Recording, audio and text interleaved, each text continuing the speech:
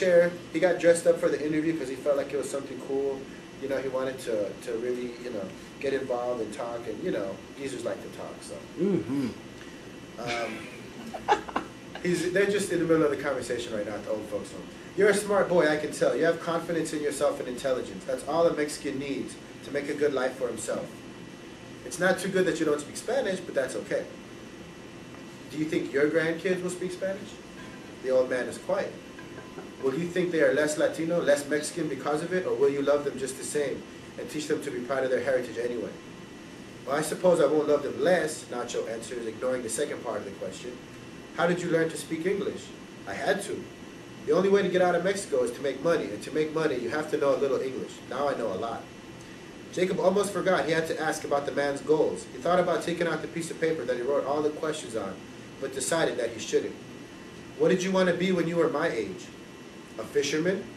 I thought you could become rich if you caught enough fish. I was so stupid then. I had a deal worked out with the restaurant on the coast in Acapulco. I would leave my buckets and nets near the water and come clear them out twice a week. I made enough money to help my apa buy food and beer, but not enough to leave and make my own life. Do you like fishing? I've never been. Ignacio's eyes widened. Great, Jacob thought. I don't speak good Spanish and I don't fish. This guy's going to have me killed. We should go sometime. Jacob didn't want to lie and say he would go. Nacho was cool. He had better things to do than hang out with an old man, like hang out with Melody.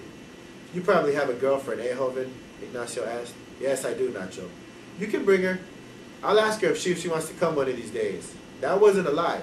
Jacobo would ask her. What did you want to be next? Well, Mexico's not like the U.S., Jacobo. Here, you go to school and then college and then medical school, and little kids have all these ideas about what they want to be when they grow up. In Mexico, we only go to school until we're 9, if that. They will become our parents' slaves for a while, and then get married. It's not so complicated like it is here. Why did you leave? Murder. What? I killed a man that was dating my sister. Poor little Rosita was 15 years old when they found her body. She thought she was so grown up after her quinceañera. Nacho looked like he was going to cry. Then he whispered, I waited for a year. Then I broke into his little casita one night when I was sure he was going drinking. I waited in his closet for hours until he returned. He finally came home and fell asleep. I walked around for a long time going through his things, taking what I liked. He had some money and jewelry, nothing great. In the morning, I stood over him, waiting for him to open his eyes. When he did, I hit him in the mouth with a baseball bat that had gotten caught in one of my nets a few weeks earlier.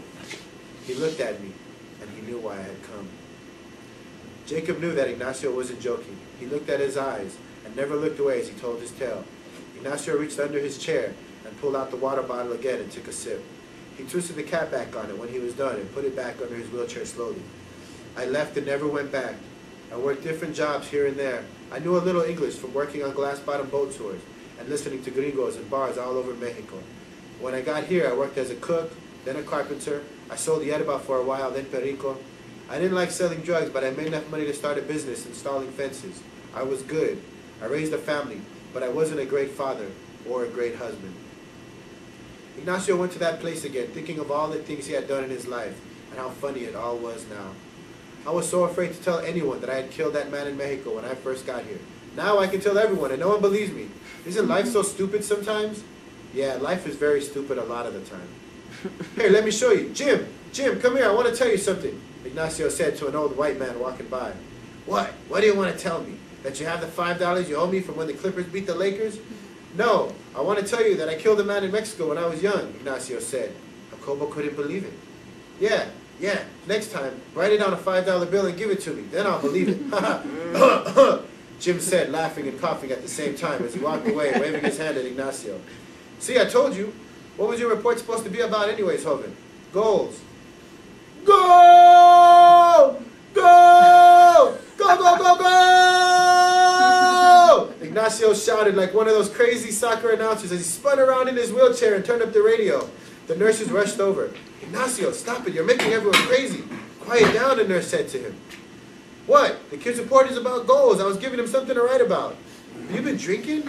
He's just been drinking water, Jacobo said to the nurse. Water? Yeah, right. That's tequila blanco, son, the nurse said to Jacobo. Tequila is like water to a real Mexican, Ignacio said to the nurse. Give it here, Ignacio. You know you can't drink here, she replied. Ignacio started to wheel himself away as fast as he could. When the nurse tried to reach under his seat, he turned quickly, hitting her hand with his wheel. Bye, Ignacio. It's nice talking to you, Jacobo half-yelled to the old man. Goodbye, Jacobo. Come back any time. If you remember one thing about your visit, Joven, remember, life doesn't end with murder. Sometimes murder is just the beginning. Wow, that's pretty good. Woo! Yeah, that's, a little bit of humor. No applause, just throw money.